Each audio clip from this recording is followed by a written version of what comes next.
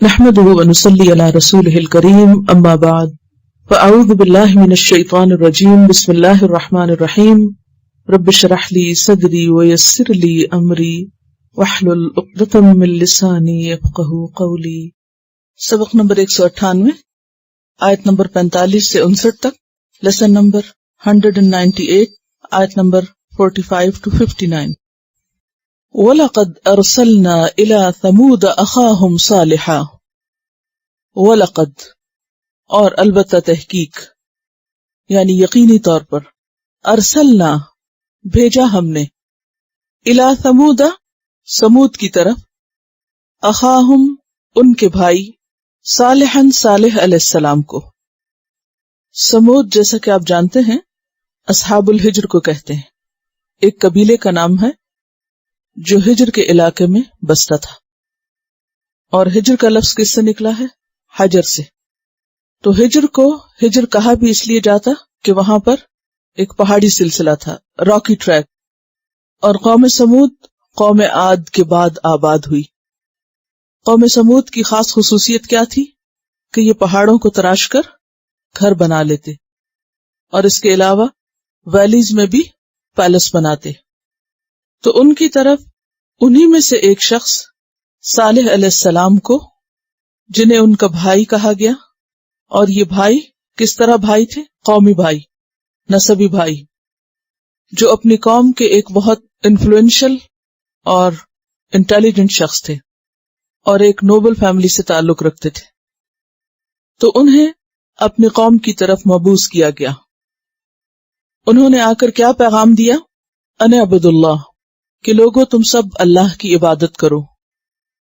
لیکن اس پیغام کو سن کر کچھ لوگ نہ مانے اور کچھ مان بھی گئے، لہذا وہ قوم دو گروہوں میں بٹ گئی۔ اسی لیے فرمایا فَإِذَا هُمْ فَرِيقَانِ يَخْتَصِمُونَ، تو جب وہ دو گروہ تھے، فریقان تسنیہ ہے کس کا؟ فریق کا۔ دو گروہ تھے، کون سے دو گروہ؟ ایک ماننے والے اور ایک نہ ماننے والے۔ یختصمون، جو آپس میں جھگڑتے تھے۔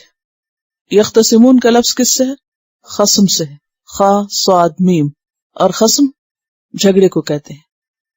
تو وہ آپس میں جھگڑتے تھے، اور ان میں خاص طور پر ان کی قوم کے سردار اور بڑے بڑے لوگ انکار کرنے والوں میں سے تھے۔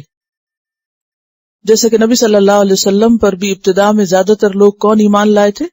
جو کمزور لوگ تھے۔ عام طور پر جن لوگوں کے پاس مال یا دنیاوی قوت یا ذہانت زیادہ ہوتی ہے، تو اللہ کی بات ماننے کی بجائے عموماً اپنی ذہانت کو کس میں استعمال کرتے ہیں؟ اس کے انکار میں۔ ایسی ایسی حجتیں اور دلیلیں لاتے ہیں کہ جس سے سچ کو جھوٹ کر دکھاتے ہیں۔ قالا، کہا کس نے؟ صالح علیہ السلام نے۔ کیا کہا؟ یا قومی، اے میری قوم۔ اب آپ دیکھیے کہ صالح علیہ السلام جھٹلانے والوں کو کیا کہہ رہے ہیں؟ اے میری قوم۔ پیغمبر کا انداز ملاحظہ کیجئے، اے میری قوم، اے میرے ہی لوگو، اے میرے اپنوں، لم تستعجلون، کیوں تم جلدی مچاتے ہو، کیوں عجلت کرتے ہو؟ آخر کیا وجہ ہے؟ تمہیں کس بات کی جلدی کہ تم جلدی مانگ رہے ہو بالسیئات، برائی کو یعنی عذاب کو، قبل الحسنۃ، حسنہ سے پہلے، رحمت سے پہلے، لولا، کیوں نہیں، تستغفرون اللہ، تم بخشش مانگ لیتے اللہ سے اپنے اس شرک اور کفر اور انکار پر، گناہوں کی معافی کیوں نہیں مانگ لیتے؟ لعلکم ترحمون، تاکہ تم پر رحم کیا جائے، تم رحم کیے جاؤ، ترحمون۔ بات یہ ہے کہ ان لوگوں نے صرف انکار نہیں کیا تھا، بلکہ انکار کی بھی حد کو پہنچ گئے تھے اور انتہائی سرکشی دکھائی تھی، اور اس سرکشی اور بدمستی میں کیا کہنے لگے؟ یا صالح ائتنا بما تعدنا ان کنت من المرسلین، کہ اے صالح ہم تو تجھے رسول نہیں مانتے، اگر تو واقعی رسول ہے تو لے آ ہمارے پاس جس کی تو ہمیں دھمکی دیتا رہتا ہے، کیا؟ عذاب، جلدی عذاب لے آ۔ سورۃ اعراف 77۔ تو اس پر صالح علیہ السلام نے کیا کہا؟ یا قوم لم تستعجلون بالسیئات، اے قوم کیا ہو گیا ہے تمہیں؟ تم عذاب مانگتے ہو، تم اپنے لیے تباہی مانگتے ہو، مصیبت مانگتے ہو۔ حسنہ سے پہلے، اچھائی سے پہلے، پہلے سے مراد یہ کیا؟ یعنی اچھائی کی بجائے مانگنے کی چیز تو کیا ہے؟ اللہ کی رحمت. یہ تم مانگ رہے ہو تو کیا مانگ رہے ہو؟ آپ دیکھیے کہ ہر انسان اپنی دعاؤں سے پہچانا جاتا ہے کہ وہ مانگتا کیا ہے. زندگی میں انسان کے جو مقاصد ہوتے ہیں، جو اس کی تمنائیں ہوتی ہیں، جو اس کے خواب ہوتے ہیں، وہ اس کے مطابق دعائیں کرتا ہے یا نہیں. یعنی مانگنے والے نے کیا مانگا؟ کیا مانگا؟ جس چیز کو اس نے چاہا وہی مانگا نا. آپ دیکھیں کہ بعض دعائیں جو ہماری بے اختیار ہوتی ہیں وہ کیا ہوتی ہیں؟ وہ ہماری شدید خواہش یا ہماری سوچ یا ہماری جو اندر کی ایک کشمکش ہے اس کا اظہار ہوتی. اور پھر یہ کہ یہاں پر ہم دیکھتے ہیں کہ وہ کیا مانگ رہے ہیں؟ عذاب مانگ رہے ہیں. تو اس سے کیا پتہ چلتا ہے کہ بالکل ہی ان کی عقل اور مت ماری گئی تھی. مت ماری گئی تھی ان کی. اور برائی مانگنا اپنے لیے کوئی سمجھداری کی بات نہیں ہوتی.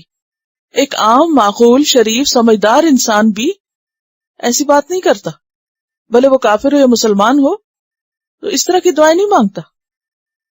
کوئی شخص اگر اللہ کو نہ بھی مانتا تو عام طور پر کیا ہوتا ہے؟ وہ اپنے لیے خیر ہی مانگتا ہے. لیکن یہاں ان کا تکبر اور غرور اور سرکشی اس حد کو پہنچ گئی تھی کہ انہیں اس بات کا بھی امتیاز ختم ہو گیا کہ ہم پیغمبر کی ضد میں اپنے لیے کس چیز کی تمنا کر رہے ہیں.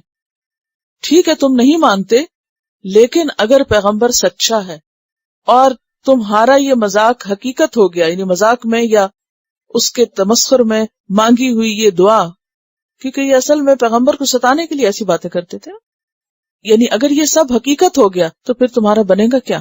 سوچو تو صحیح. لولا تستغفرون اللہ، اگر تمہیں کچھ مانگنا ہے تو کیا مانگو؟ بخشش مانگو. یہ ہے مانگنے کی چیز. نادان مت بنو، اپنے گناہوں سے توبہ کرو اور عذاب مت مانگو. لعلکم ترحمون. اور یہ بھی آپ جانتے ہیں کہ اہل مکہ بھی انہی کے نقش قدم پر تھے. قرآن پاک میں ایک جگہ آتا ہے سأل سائل بعذاب واقع، مانگنے والے نے کیا مانگا؟ عذاب مانگا جو واقع ہونے والا ہے. لیس للکافرین دافع، ایسا عذاب ان کافروں پر واقع ہو کر رہے گا، ہٹے گا نہیں پھر. وقد خلت من قبلہم المثلات، حالانکہ اس سے پہلے عبرتناک مثالیں گزر چکی ہیں. سمود دور نہیں ہے ان سے، انہوں نے بھی یہی مانگا تھا اور ان پہ عذاب آ چکا. یہ ان کے کھنڈرات پہ گزرتے ہیں، یہ سب کچھ دیکھتے ہیں، پھر بھی سبق نہیں پکڑتے. کہ پیغمبر کی مخالفت اور اس کا مذاق اڑانا اور ایسی بےہودہ دعائیں کرنا اور ایسی باتیں کرنا، یہ سب انسان کے اپنے لیے نقصان دہ ہوتا ہے. اور ایسا ہو بھی گیا اور پھر بھی نہیں ڈرتے. تو اس سے آپ اندازہ لگا سکتے ہیں کہ ان کی شخصیت کس قسم کی تھی، اور پیغمبر کی ضد نے ان کو باولا کر رکھا تھا. قالو، کہنے لگے، اطیرنا بک وبمن معک، ہم منحوس سمجھتے ہیں تجھ کو اور جو بھی تیرے ساتھ ہیں، تیرے سارے ساتھیوں کو بھی تیرے ساتھ، تم سب کو ہم اپنے لیے منحوس سمجھتے ہیں. ساتھی کون تھے؟ ایمان والے. اطیرنا کا لفظ کس سے ہے؟ طیر سے. طیر کس کو کہتے ہیں؟ پرندے کو. اور پرندہ عربوں میں شگون کا ایک سمبل تھا. پرندوں سے وہ فال لیتے تھے.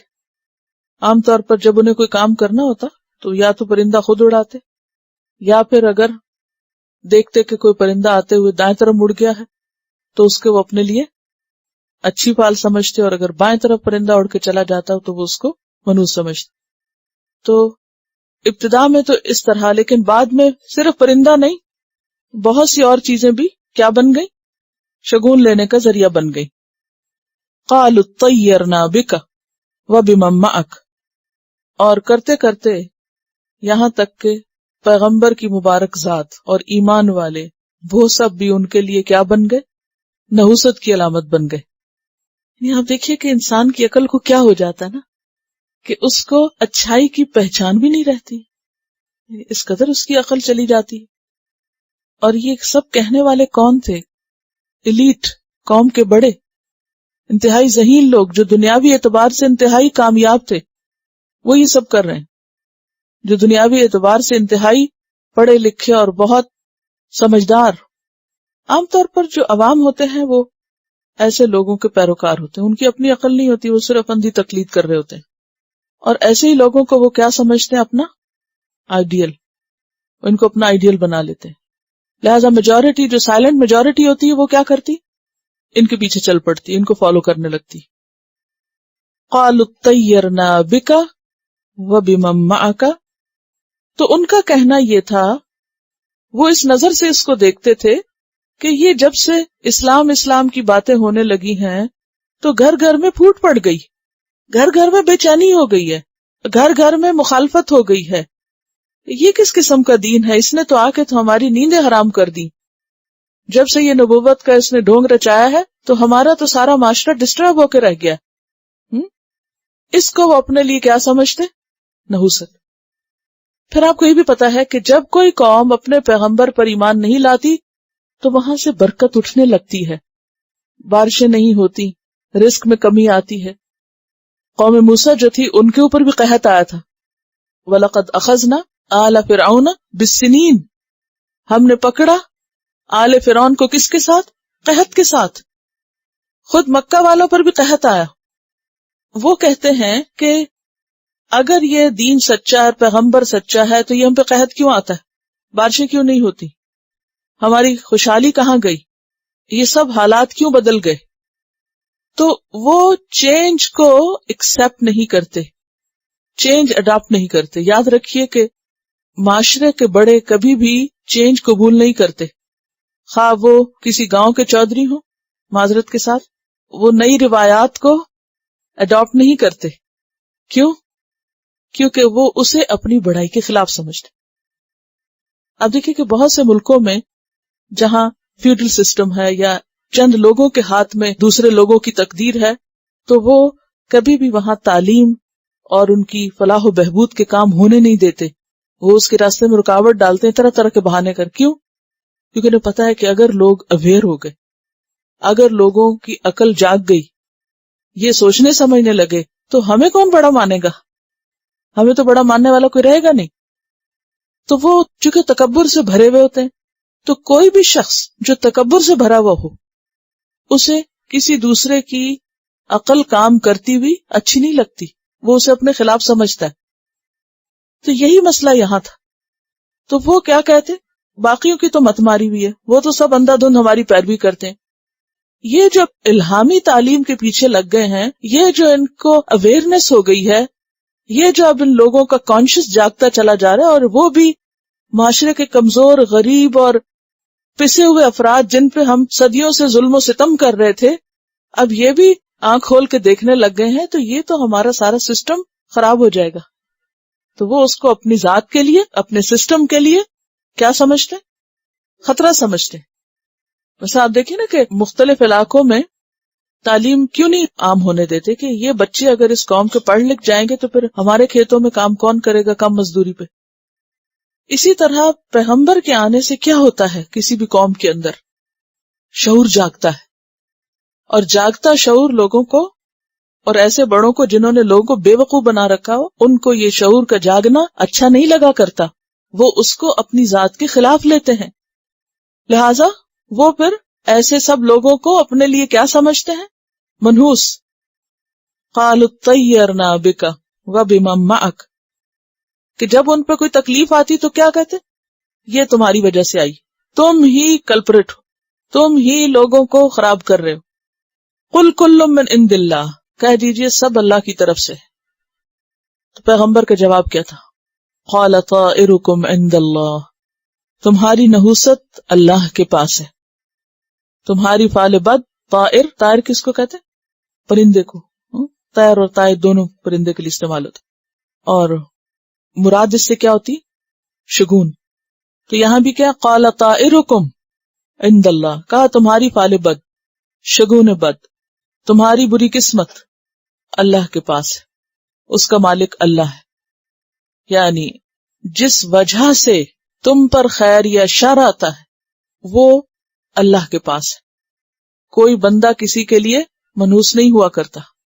اصل میں یہ انسان کے اپنے اعمال ہوتے ہیں جو اس کے لیے مصیبت لاتے ہیں. بل انتم، بلکہ تم، قوم، لوگ ہو، تفتنون جو آزمائے جا رہے ہو، آزمائش میں مبتلا کیے گئے ہو. تمہیں گمراہی میں ڈھیل دے کر اللہ نے تمہیں آزمایا ہے کہ کچھ لوگوں کے لیے آزمائش ہوتے ہیں. وَجَعَلْنَا بَعْضَكُمْ لِبَعْضٍ فِتْنَةً أَتَصْبِرُونَ. اگر ایمان والے ان کے لیے ایک آزمائش تھے تو وہ ایمان والوں کے لیے کیا تھے؟ آزمائش تھے، کیونکہ دنیا تو ہے ہی امتحان کے لیے. بل انتم قوم تفتنون، تم سمجھ نہیں رہے جس چیز کو تم نحوست قرار دے رہے ہو وہ دراصل ہے کیا، اس کی حقیقت کیا ہے؟ کیا ہے؟ آزمائش ہے، امتحان ہے. کس بات کا امتحان؟ غلط اور صحیح میں تمیز. لیبلوکم ایکم احسن عملا، کہ وہ تمہیں آزما کر دیکھے کہ تم میں کون اچھے کام کرتا ہے.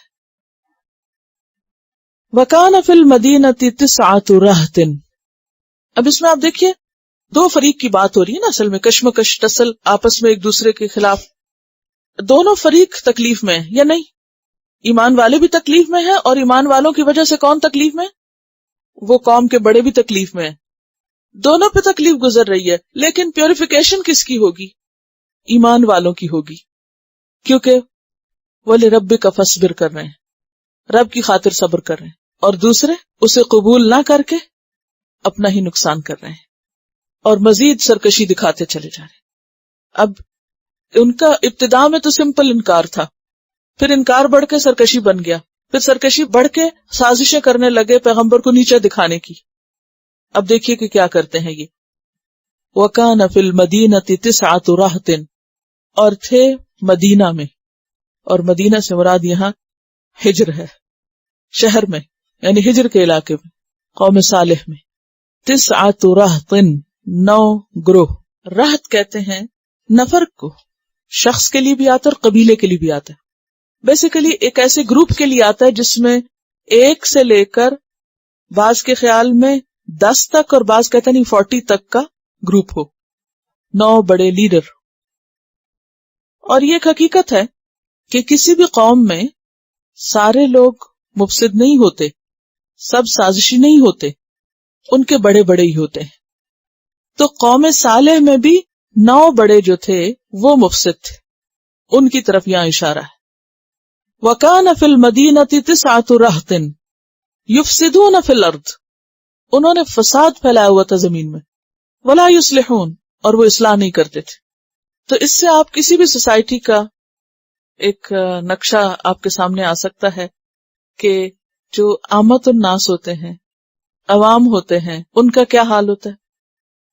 ان کا کام صرف کھانا پینا، روزمرہ کی زندگی کی ضروریات پوری کرنا. وہ سویر سے لے کر شام تک کس میں کھوئے رہتے ہیں؟ اب دنیا کے جنجال میں.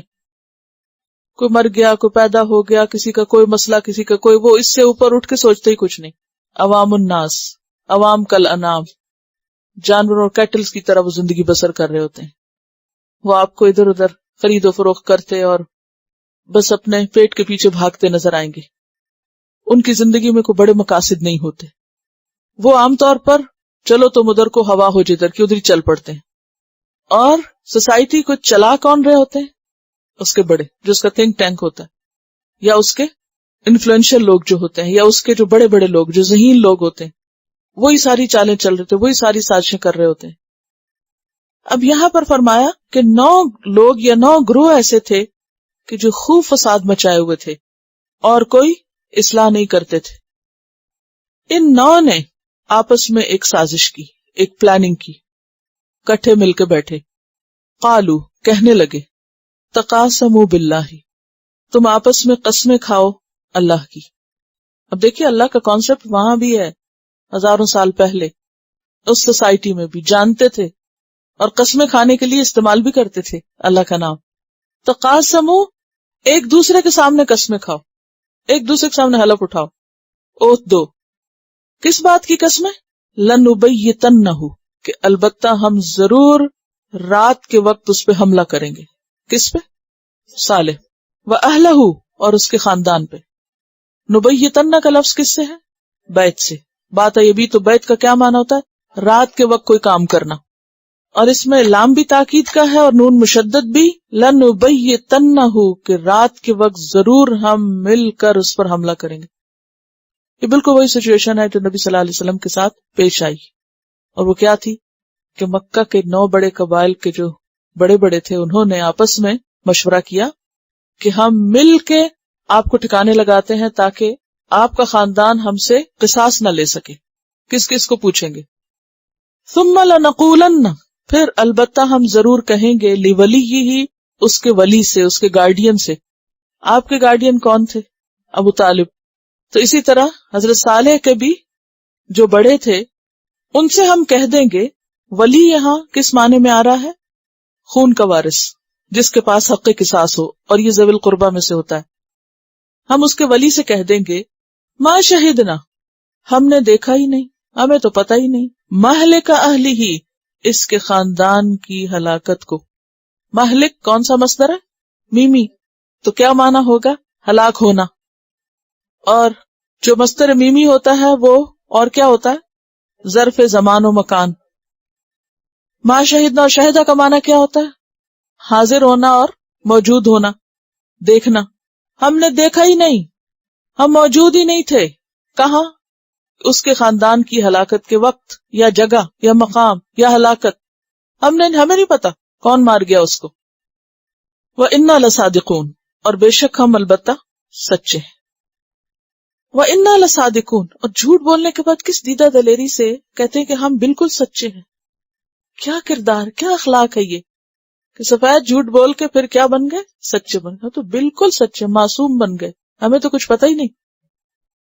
تو واقعی جب تک اللہ کی پکڑ کا ڈر نہ ہو تو انسانوں کی پکڑ انسانوں کو برے کام سے نہیں روک سکتی.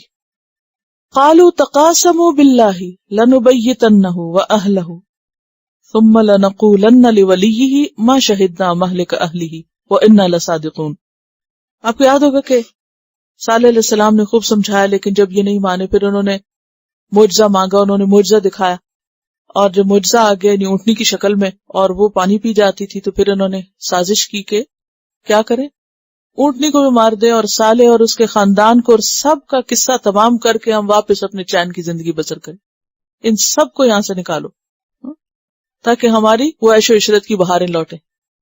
لیکن ایسے لوگ بھول جاتے ہیں کہ یہ اللہ کی طرف سے ایک وارننگ ہے تمہارے لیے، تمہیں بدلنا ہوگا، اب تم اللہ کے قانون کو نہیں بدل سکتے. لیکن وہ اپنے سارے انجام سے بے خبر ہو کر یہ غلط کام کرتے چلے گئے، اور آہستہ آہستہ ان کی مہلت کے ختم ہونے کا وقت آ رہا تھا. وَمَكَرُوا مَكْرًا، اور انہوں نے چال چلی ایک چال، خفیہ سازشیں کی. کیا تھی خفیہ سازش؟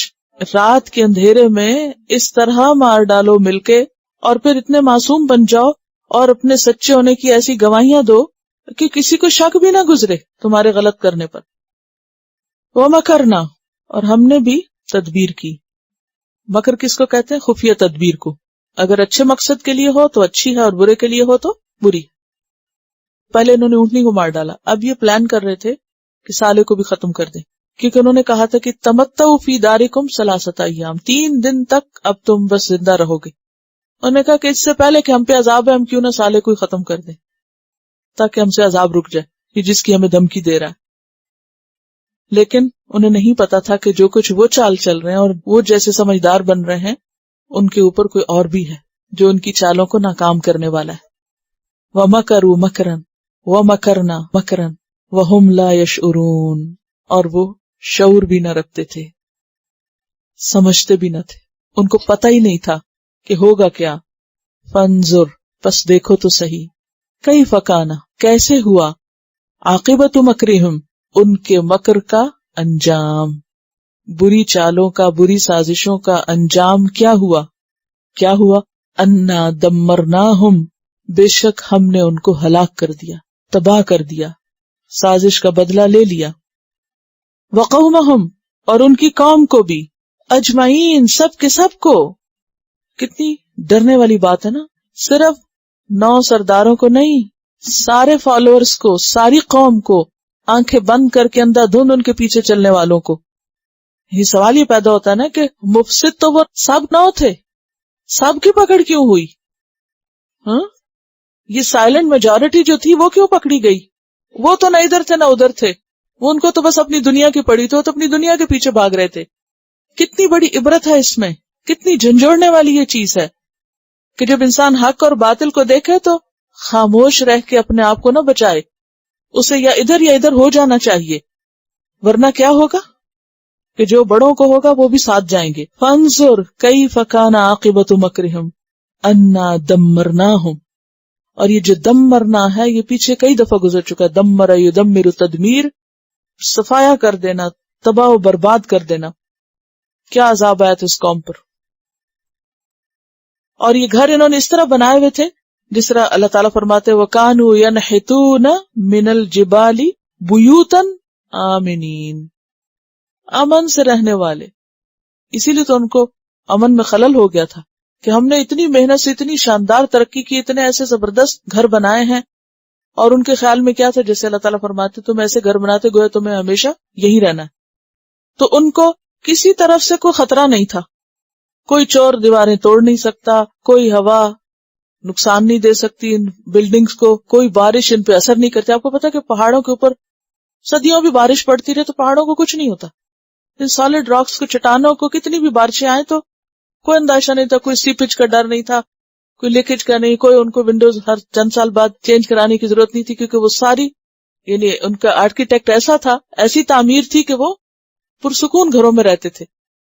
نہ کوئی فلڈ آ سکتا تھا کیونکہ ایسے ایریاز میں فلڈ بھی نہیں آتے، بارشیں بھی ایسی نہیں ہوتی کہ جو ان کے گھروں کو نقصان دیتی. تو بہت پرسکون تھے، پرامن، بے فکر تھے، کوئی ہمیں کچھ نہیں کر سکتا. اب دیکھیے اللہ تعالیٰ نے ان کو تباہ کرنے کا کیسا طریقہ نکالا، چیخ سے ہلاک کر دیا جس کی طرف ان کو توجہ بھی نہیں تھی. دمرناہم، کہ ہم نے ان کو تباہ و برباد کر دیا. اور جیسا کہ آپ جانتے ہیں کہ نبی صلی اللہ علیہ وسلم جب تبوک کے موقع پر ان بستیوں میں سے گزرے تھے تو آپ نے کیا فرمایا، تیزی سے گزر جاؤ. اس کنویں سے پانی لینے سے منع کیا اور کہا کہ تم اللہ تدخلوا علی ہؤلاء المعذبین الا ان تکونوا باکین، تم ان عذاب دیے جانے والوں پر سے مت گزرو مگر یہ کہ روتے ہوئے. اور قرآن پاک میں یہ بھی آتا ہے کہ فعقروها فدمدم علیہم ربهم بذنبهم فسواها ولا يخاف عقباها. تو پھر اللہ کا عذاب بھی آ گیا. فتلک بیوتہم خاویہ، دیکھو ان کے گھر خالی پڑے ہیں. اب بھی وہ اسی طرح عبرت کا نشان پیش کر رہے ہیں. دل کا وہ دیکھو، یعنی یہ دل کا کیا ہے، اشارہ ہے نا. کون سا؟ وہ دیکھو ان کے گھر. اہل مکہ کو کہا جا رہا وہ دیکھو ان کے گھر، کیونکہ یہ تجارتی سفروں میں گزرتے تھے. وہ دیکھو ان کے گھر، دیکھتے ہو نا. خاویہ، خالی پڑے ہیں، گرے ہوئے ہیں، بے آباد ہیں، کوئی دوسری قوم وہاں آ کے نہیں بسی ان میں. بما ظلموا، بوجہ اس کے کہ انہوں نے ظلم کیا. اور کچھ ایسی کتابیں بھی لکھی گئی ہیں جن کو سفر نامہ ارض القرآن کے نام سے، یعنی سفر نامے لکھتے نا لوگ، تو کچھ لوگوں نے ایسی زمینوں کی سیر کی یا وزٹ کیا کہ جو ارض القرآن، یعنی جن زمینوں کو قرآن میں ذکر ہے. تو مختلف اوقات میں مختلف لوگ ایسا ٹریول کرتے رہے سائٹ سینگ کے ساتھ قرآن کو سمجھنے کی کہ کن کن باتوں کی طرف کیسے اشارہ کیا گیا. تو کہتے ہیں کہ جب ابن بطوطہ ان علاقوں سے گزرا تھا تو اس نے ان گھروں کو ڈسکرائب بھی کیا کہ کس طرح ان کی پینٹنگز بھی ابھی تک، یعنی کلرز تک ان کے باقی تھے، اور ابھی تک ان کی ہڈیاں گلی سڑی جگہ جگہ سے ملتی تھی. یعنی اس قوم کی ہڈیاں اٹھا کے دفنانے والا بھی کوئی نہیں تھا. اور یہ سب اس سرکشی اور تکبر اور ہٹ دھرمی کا انجام تھا. بما ظلموا ان فی ذلک لآیہ، بے شک اس میں البتہ ایک نشانی ہے، عبرت ہے، نصیحت ہے. لیکن کس کے لیے؟ لقوم یعلمون، علم والوں کے لیے، جاننے والوں کے لیے. ورنہ تو لوگ کیا کہتے ہیں، یہ سب قدرتی اسباب کے تحت ہوا. یہ تو فزیکل چینجز ہیں، یہ تو طبعی تبدیلیاں ہیں، یہ قوانین فطرت ہیں. زمین پر تبدیلیاں ہوتی رہتی ہیں، لیکن کوئی سوچے کہ ان تبدیلیوں کا سرا کس کے ہاتھ میں؟ یعنی اگر آپ کہتے ہیں یہ تو نیچرل ہے، چینج ہو رہا ہے، مگر اس چینج کے پیچھے کون ہے اور وہ ایسا چینج کیوں لا رہا ہے؟ فائن، چینج ہے، لیکن وائی دس چینج؟ اور اس کے ریزلٹ میں یہ سب انجام کیوں آخر؟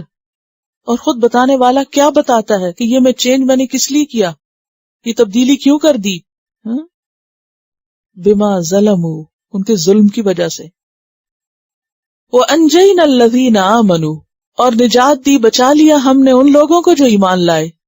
وَكَانُوا يَتَّقُونَ، اور وہ ڈرتے تھے، بچتے تھے گناہوں سے، نافرمانی سے، تکبر سے. بعض روایت میں تھا کہ 120 لوگ تھے اور بعض کہتے ہیں کہ 4000 لوگ تھے. بہرحال اللہ ہی بہتر جانتا ہے کہ ان کی تعداد کیا تھی، کیونکہ قرآن نے ذکر نہیں کیا. لیکن یہ پتہ چلتا ہے کہ جو صالح کے ساتھ ایمان لائے تھے علیہ السلام، اور صرف ایمان نہیں لائے تھے بلکہ وَكَانُوا يَتَّقُونَ، آمنوا وَكَانُوا يَتَّقُونَ، بس وہ بچے. تو بچنے کے لیے کیا ضروری ہے؟ ایمان اور تقوی، اللہ کا ڈر. اور اللہ کو ماننے کا مطلب ہی کیا ہے کہ اللہ کی عظمت کو انسان پہچانے. جب انسان تکبر میں مبتلا ہوتا ہے تو اندھا ہو جاتا ہے، بھول جاتا ہے، وہ سمجھتا ہے سب کچھ میں ہی ہوں اور جو میں چاہوں وہی ہوگا. یہ ایک صحیح بات ہے کہ اس دور میں بھی اور ہر دور میں، اور آج بھی یہ بات ہے کہ یا تو ہمارے ساتھ مل جاؤ یا پھر. تو یہ کشمکش جو ہے، اصل میں بیسیکلی سارے رکوع کے اندر جو چیز نظر آتی ہے وہ کیا ہے؟ حق و باطل کی کشمکش، سچ اور جھوٹ کی آپس کی کشمکش. اور یہ موجود ہوتی ہے، اور یہ کوئی آسان چیز نہیں ہوتی. سچ بولنا آسان بھی نہیں ہے. سچ بولنا جو ہے وہ انسان کے لیے بعض اوقات دنیا میں بہت سی مشکلات بھی پیدا کر دیتا ہے.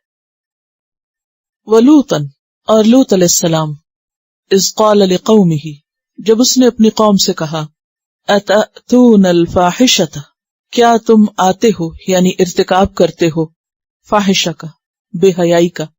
اشارہ ہے اس قوم کی خاص برائی کی طرف جسے عمل قوم لوط کہا جاتا ہے.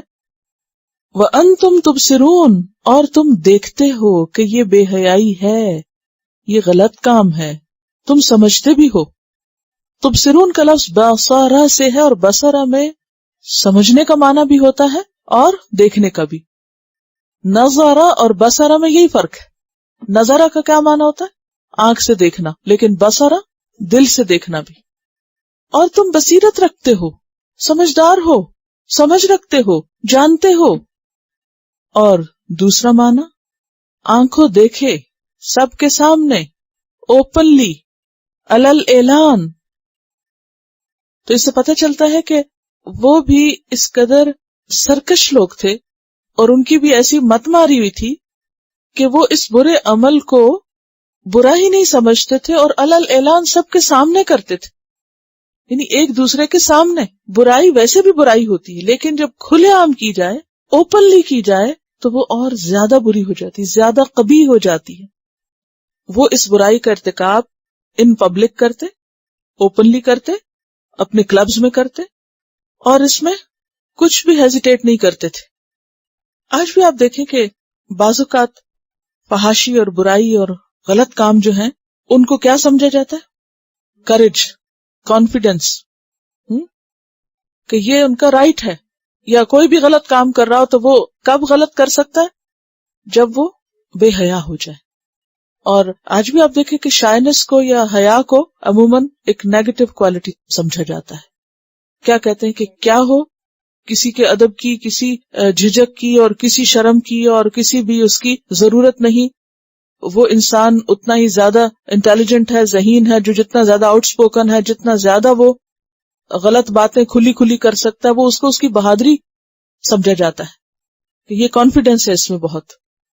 جو جتنا زیادہ بدتمیزی کر سکے وہ اتنا زیادہ کیا ہے؟ کانفیڈنٹ.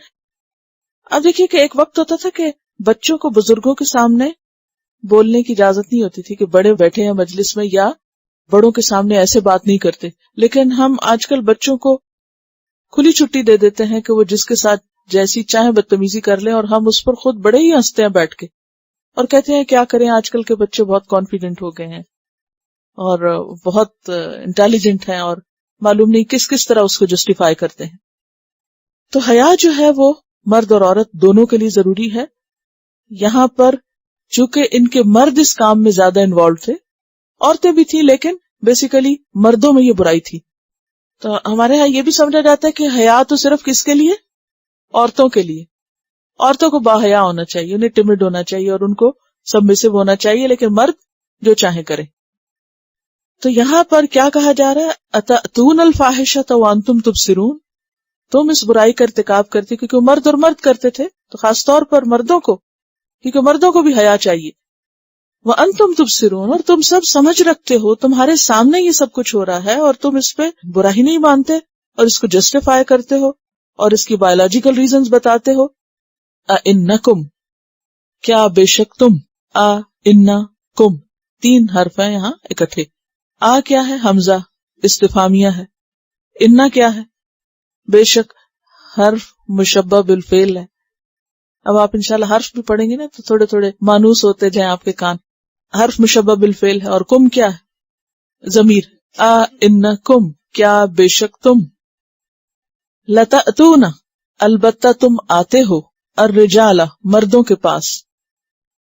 اب یہ استفہام کا کیا مطلب ہے؟ سوال کیا جا رہا ہے، حیرانگی کا اظہار کیا جا رہا ہے. یہ تم کرتے کیا؟ تم آتے ہو مردوں کے پاس شہوتن، شہوت کے ساتھ، لسٹ کے ساتھ، من دون النساء، عورتوں کو چھوڑ کر، بل انتم، بلکہ تم، قوم ہو، تجہلون، جو جہالت برتتی ہے، تم نادان لوگ ہو.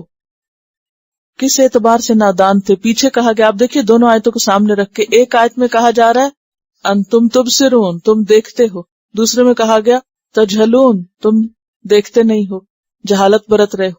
جہالت کیا ہوتا ہے؟ جہل کیا ہوتا ہے؟ لا علمی، تم کو پتا نہیں ہے. تو ایک ہی قوم ایک وقت میں تبصرون بھی تھی اور تجہلون بھی تھی، تو یہ کس طرح، کیسے؟ دیکھیے ایک شخص جو جانتا نہ ہونا وہ پھر بھی قابل معافی، اور ایک شخص جو سمجھتا ہو، جانتا ہو کہ یہ برا ہے اور پھر اس کو برا نہ کہے اور پھر اس کو جسٹیفائی کرے، سب کچھ پڑھ لکھ کے جان بوجھ کے پھر اس کو غلط کہنے کی بجائے صحیح کہے، تو یہ اس کا نام ہے تجہلون. اور جہالت آپ کو معلوم ہے نا کہ جذبات اور خواہشات نفس سے اس طرح مغلوب ہونے کا نام ہے کہ آدمی عقل اور ہوش و حواس کھو بیٹھے. یعنی یہاں جہالت سے کیا مراد ہے؟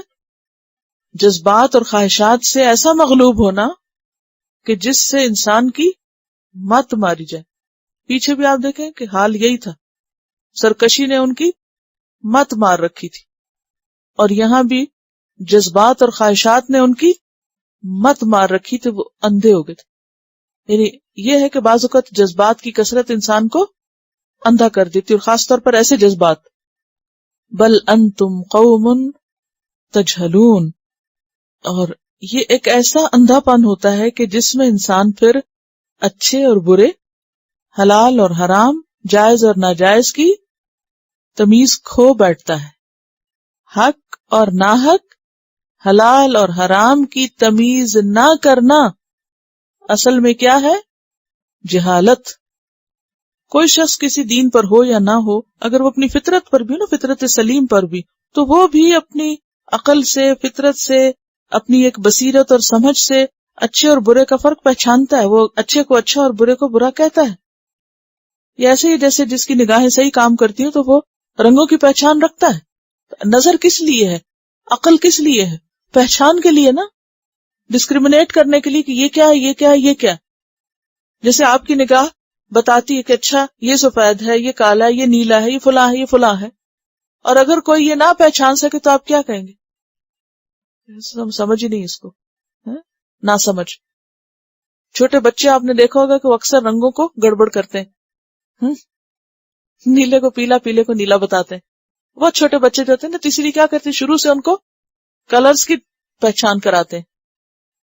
علم کے مطابق عمل نہ کرنا بھی جہالت ہے، اور پھر خواہشات اور جذبات سے مغلوب ہو کر اچھے اور برے کی پہچان کھو بیٹھنا، یہ بھی جہالت ہوتی ہے. اب دیکھیے پیچھے ہم نے پڑھا تھا نا، وَعِبَادُ الرَّحْمَنِ الَّذِينَ يَمْشُونَ عَلَى الْأَرْضِ هَوْنًا وَإِذَا خَاطَبَهُمُ الْجَاهِلُونَ. تو اس سے مراد کیا الٹریٹ لوگ تھے؟ اذا خاطبهم الجاہلون قالوا سلام. الٹریٹ نہیں بلکہ پڑھے لکھے جاہل. پڑھے لکھے جاہل کب بنتے؟ جب وہ جذبات یا خواہشات جذبات یا خواہشات سے مغلوب ہو جاتے ہیں. خواہش نفس انسان کو کیا بنا دیتی ہے؟ اندھا کر دیتی ہے. اور جیسے وہ ایک دین پڑھے ہوئے شخص کے لیے آتا ہے نا قرآن پاک میں کتے کا لفظ، فَمَثَلُهُ كَمَثَلِ الْكَلْبِ إِن تَحْمِلْ عَلَيْهِ يَلْهَثْ أَوْ تَتْرُكْهُ يَلْهَثْ. اور جو شخص اپنے نفس کو اپنا الہ بنا لے، کیا اس سے بھی بڑھ کے کوئی گمراہ شخص ہو سکتا ہے؟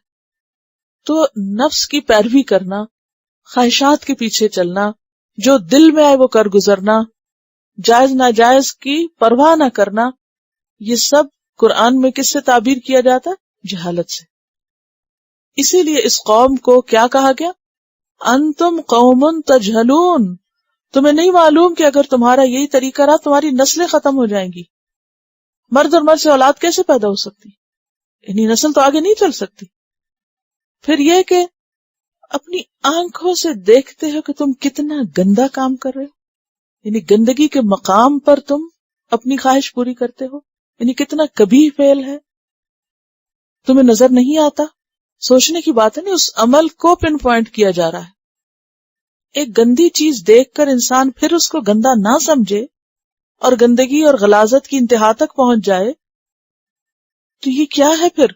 کیونکہ دوسری جگہ بھی سورۃ الشعراء 165 اور 66 میں فرمایا اتأتون الذکران من العالمین وتذرون ما خلق لکم ربکم من ازواجکم بل انتم قوم عادون، کہ تم حد سے بڑے ہوئے لوگ کو.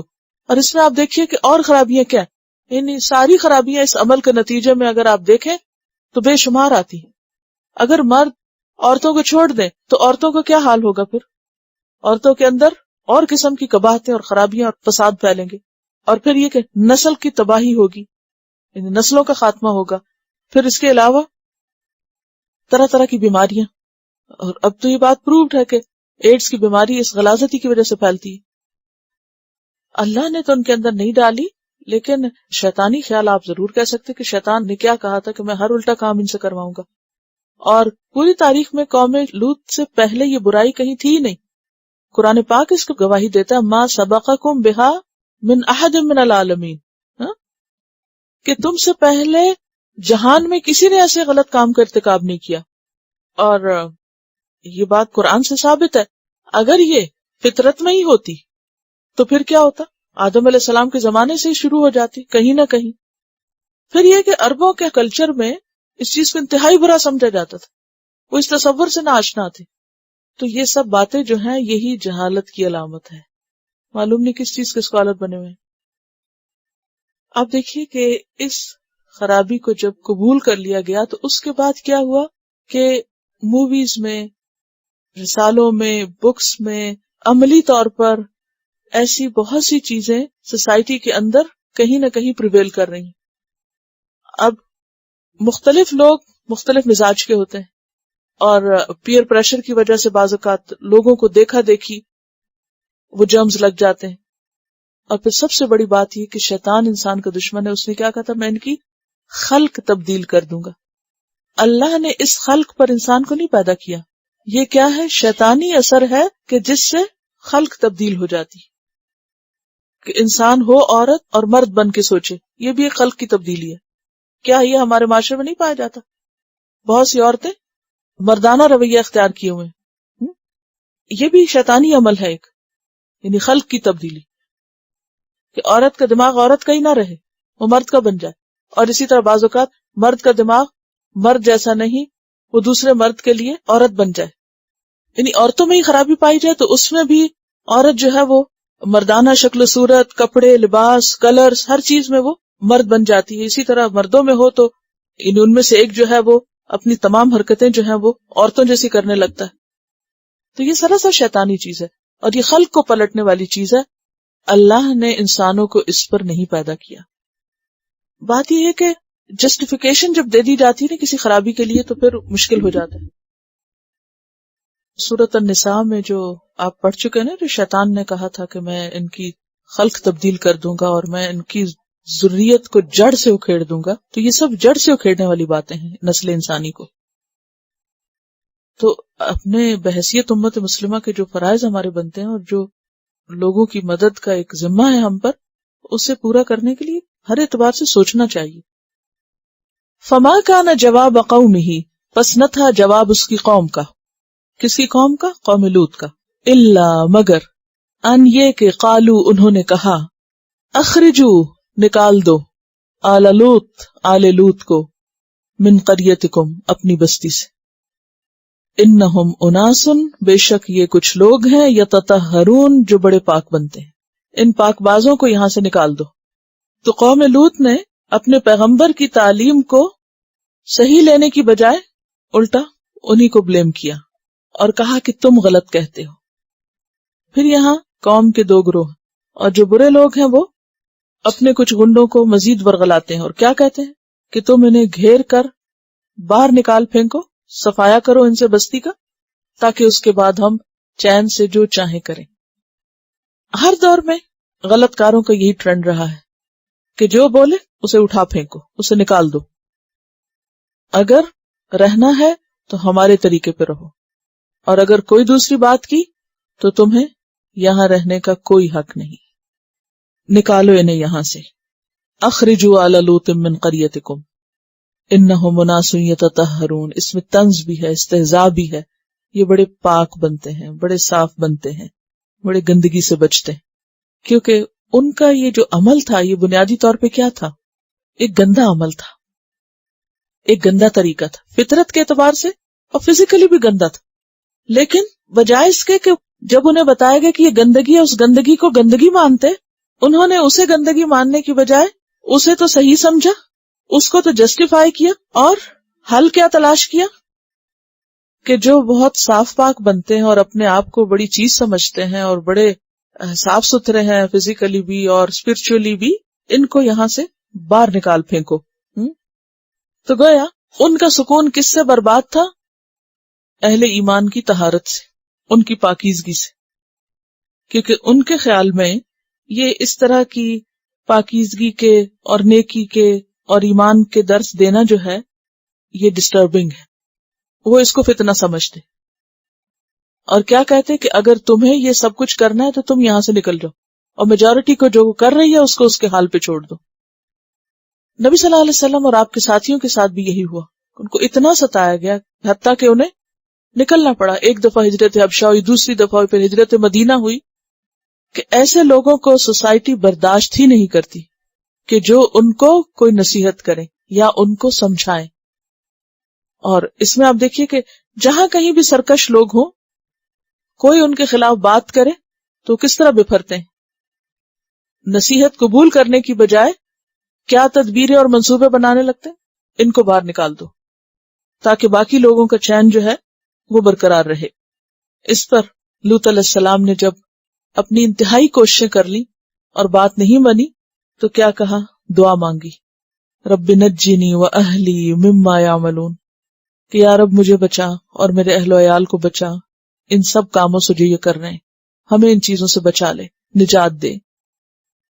تو اللہ تعالیٰ نے کیا کیا؟ فَأَنْجَيْنَاهُ وَأَهْلَهُ، بچا لیا ہم نے اس کو، نجات دی ہم نے اس کو، یعنی لوط علیہ السلام کو اور اس کے گھرانے کو، إِلَّا امْرَأَتَهُ، سوائے اس کی بیوی کے، قَدَّرْنَاهَا، ہم نے مقدر کر دیا اس کے، من الغابرین، کے پیچھے رہنے والوں میں سے ہو. لوط علیہ السلام کی بیوی مسلمان تھی، لیکن وہ بھی اس میجورٹی کے ساتھ تھی، دلی طور پر ہمدردیاں ان کے ساتھ تھی. تو اس سے پتہ یہ چلتا ہے کہ اگر آپ خود کوئی برائی کر نہیں رہے، ایکٹیولی انوالوڈ نہیں، تو اپنے دل کا جائزہ ضرور لیں کہ کیا آپ کا دل برائی کو برا کہتا ہے، غلط کو غلط کہتا ہے. اگر کوئی شخص غلط کو غلط نہیں کہتا تو اس کے دل میں رائی برابر بھی پھر ایمان نہیں. اور یہاں تو مسئلہ پھر حیا کا ہے، اور حیا اور ایمان بھی ساتھ ساتھ ہیں. ایک اٹھے تو دوسرا بھی اٹھ جاتا ہے، ختم ہو جاتا ہے. یہ کہہ رہی ہے کہ یہاں کی بات نہیں، ایجپٹ میں بھی اور مختلف جگہوں پر فتوے لیے گئے. جہاں تک فتووں کی بات ہے تو بات یہ ہے کہ آپ مفتی کے سامنے سوال جس نوعیت کا رکھیں گے وہ اس کے مطابق ہی جواب دے گا آپ کو، اور پھر اس جواب کو آپ ٹویسٹ کر لیں اپنی مرضی پہ، جیسے چاہیں انٹرپریٹ کر لیں، تو وہ سب ممکن ہو جاتا ہے. اور اگر جان بوجھ کے انہوں نے ایسا کیا، ہمیں نہیں معلوم کہ کون ہے کون نہیں. تو پھر وہی علماء بنی اسرائیل ہی کا حال ہے نا. علماء بنی اسرائیل کیا کرتے تھے؟ کیوں قرآن میں بار بار ان کی مذمت کی گئی؟ حالانکہ وہ علماء تھے. آپ کو پتہ ہے کہ اس زمین پہ سب سے بہترین مخلوق اللہ کی علماء ہوتے ہیں، جن کے لیے سمندر کی مچھلیاں تک بھی دعائیں کرتی ہیں. لیکن اگر وہ بگڑے تو سب سے بڑا بگاڑ بھی انہی کا ہوتا ہے. اور بنی اسرائیل کے علماء ہی بگڑے تھے. اور وہ عالم ہوتے ہوئے جاہل کیوں ہو گئے تھے؟ خواہشات، دنیا کی محبت، اس نے ان کو مغلوب کر دیا تھا. تو اگر کوئی بھی انسان غلط چیز کو دیکھتے ہوئے نہیں کہتا کہ یہ غلط ہے تو یہ بھی غلط ہے. جو غلط ہے وہ غلط ہے. اسی لیے پیچھے آپ پڑھ چکے ہیں کہ لوط علیہ السلام نے باوجود اس کے کہ وہ انتہائی مائنورٹی تھے، پورا گھر بھی ساتھ نہیں تھا، بیٹا تو تھا کوئی نہیں، 2 بیٹیاں تھی، خود تھے، بیوی بھی قوم کے ساتھ تھی، ان کی ہمدرد تھی. وہ کیوں ہمدرد تھی؟ وہ انفلوئنس تھا نا، معاشرے کا اثر. آج بھی آپ دیکھیں کئی مسلمان گھرانے، ان کے مسلمان بچے معاشرے سے اس طرح انفلوئنس ہو جاتے ہیں کہ ماں باپ کی تعلیم اور تربیت کو اثر ہی نہیں کرتی. تو لوط علیہ السلام کی بیوی پر بھی لوط علیہ السلام کا رنگ چڑھنے کی بجائے قوم کا رنگ چڑھ گیا تھا. حالانکہ وہ ایک عورت تھی، خرابی اور مردوں میں تھی، لیکن چونکہ وہ اس کو برا کہتی نہیں تھی اس لیے وہ بھی پیچھے رہ گئی. وَأَمْطَرْنَا عَلَيْهِمْ مَطَرًا، اور برسائی ہم نے ان پر ایک بارش. کس چیز کی بارش تھی؟ پتھروں کی بارش تھی، پکی ہوئی مٹی کے، بیکڈ کلے، جو سخت قسم کی گولیوں کی طرح لگتی تھی.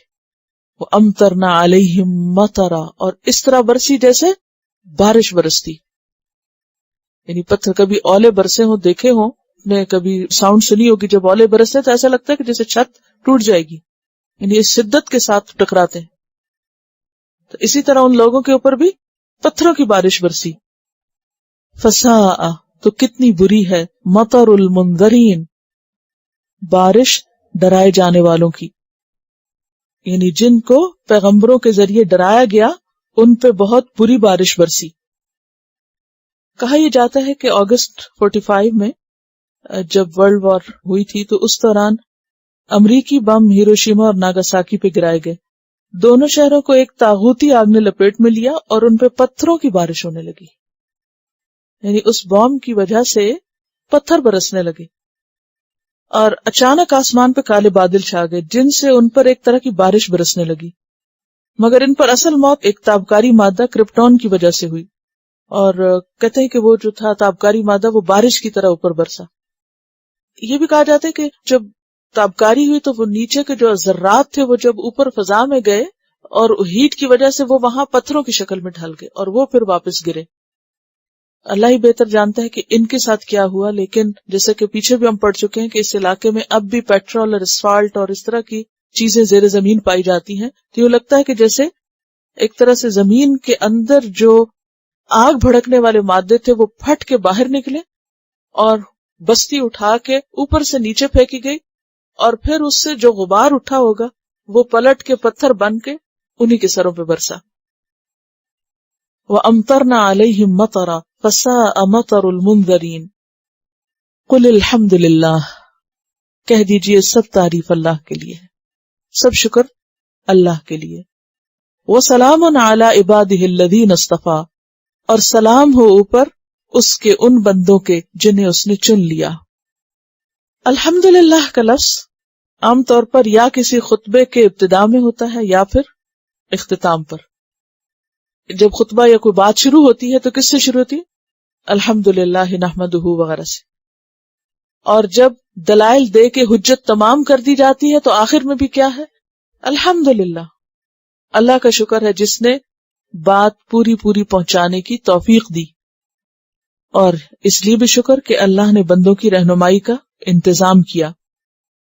وسلام، اور سلام ہو علی عبادہ، اس کے بندوں پر. عباد کس کی جمع ہے؟ عبد کی. اشارہ ہے آپ صلی اللہ علیہ وسلم کی طرف اور دیگر پیغمبروں کی طرف، یا پھر آپ اور صحابہ کی طرف، اور بعض کے خیال میں بعد میں آنے والے بھی ان لوگوں پر الذین اصطفیٰ، جنہیں اللہ نے چن لیا. کس کام کے لیے چن لیا؟ اپنے دین کی خدمت کے لیے، لوگوں تک ہدایت کا پیغام پہنچانے کے لیے، ان سب پر سلام ہو۔ آپ بھی ہر روز ایک سلام پڑھتے ہیں، التحیات للہ والصلوات میں السلام علینا وعلی عباد اللہ الصالحین۔ تو یہاں کیا ہے؟ عبادہ الذین اصطفیٰ۔ یہ سلام کس کی طرف سے ہے؟ وہ سلام تو ہمارے اپنی طرف سے ہوتا ہے، لیکن یہ سلام اللہ کی طرف سے، یہ سلامتی اس کی طرف سے۔ اب آپ دیکھیں پیچھے قوموں کی تباہی کے واقعات گزرے اور ان کو دیکھ کے، پڑھ کے، سن کے، امیجن کر کے ایک ڈر اور خوف کی کیفیت ہوتی ہے۔ تو اس وقت انسان کیا چاہتا ہے؟ سلامتی، عافیت۔ تو کیا کہا گیا؟ اگر سلامتی اور عافیت چاہتے ہو تو پھر کیا کرو؟ وہ کام کرو کہ جو اللہ کے چنے ہوئے بندوں نے کیا۔ اور چنے ہوئے بندوں نے کیا کیا؟ امر بالمعروف اور نہی عن المنکر، سائلنٹ میجورٹی نہیں۔ وَسَلَامٌ عَلَىٰ عِبَادِهِ الَّذِينَ اصطفیٰ۔ تو یہ استفاء خواہ رسالت کے لیے ہو یا پھر بعد میں یا ان کے علاوہ جیسے صحابہ ہیں اور تابعین، تبع تابعین الی یوم الدین تک، جو بھی اس سلسلے کو جاری رکھیں۔ اللہ، یہ آ جو ہے یہ اصل میں دو حمزہ یہاں جمع ہے۔ کیا اللہ، یعنی ایک تو اللہ کا حمزہ اور دوسرا اللہ ہے بیسیکلی، تو مل کے کیا بن گیا؟ اللہ۔ اللہ خیر، کیا اللہ بہتر ہے؟ اما یشرکون، یا وہ جو شریک ٹھہراتے ہیں، یا جن کو وہ شریک ٹھہراتے ہیں۔ تو اما بھی اصل میں کیا تھا؟ ام اور ما۔ تو جواب کیا ہے؟ اللہ ہی افضل اور اجل ہے اور اللہ ہی سب سے بہترین ہے، نو کمپیریزن کہ اللہ کے ساتھ کسی اور کو کمپیئر بھی کیا جائے۔ تو یہاں خیر اسم تفضیل کے لیے نہیں، بیان کے لیے ہے کہ اللہ ہی بہتر ہے۔ تلاوت سنیے، اور اس اسنا میں آپ کو شہلا ونسر سے انہوں نے سورۃ الشعراء ایک سٹنگ میں پڑھ کر اپنا جو تبصرہ ہے وہ بھیجا ہے، وہ بھی بہت انٹرسٹنگ ہے، تو میں چاہتی ہوں وہ بھی آپ سنیں کیونکہ وہ سب بھی اسی لیسن سے ریلیٹڈ ہے۔ چلیے تلاوت۔ استاذہ السلام علیکم۔ As you asked the class to listen to the surah in one sitting, I thought that I should write the name of the fitna in each prophet's time. I would like to share that with you. Prophet Hazrat Musa alayhi salam, and fitna of his time, sihr. Hazrat Ibrahim alayhi salam, fitna of his time, asnam. Hazrat Nuh, shirk. Hud alayhi salam, huge houses. Salih alayhi salam, ataat amrul musrifin, بڑوں کی باتیں مانا. لوط علیہ السلام، ہوموسیکشوالٹی. شعیب علیہ السلام، ناپ تول میں کمی کرنا. محمد صلی اللہ علیہ وسلم، شعراء کا اتباع. As I read them all in one glance, my eyes couldn't stop crying along with my heart, because those qawms had one fitna at a time. But we are such a badqismat qawm that we have them all at the same time.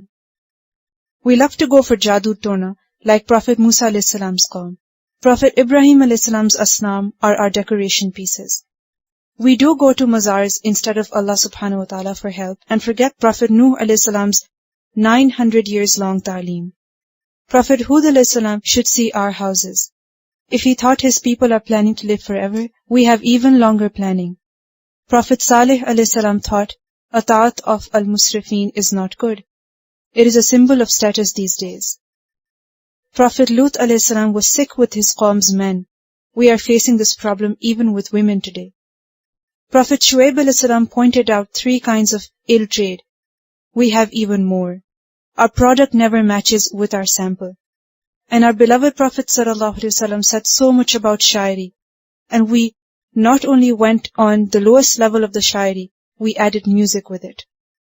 And as you mentioned about the research of the sand of one of those areas, that even makes me more depressed. Allah subhanahu wa ta'ala punished them up to that extent for only one kharabi.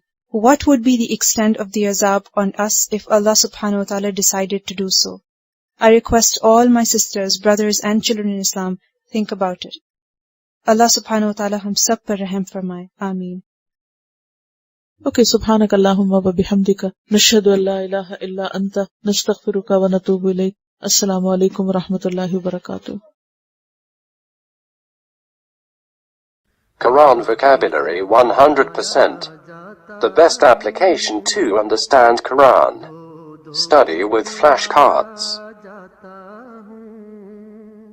word list.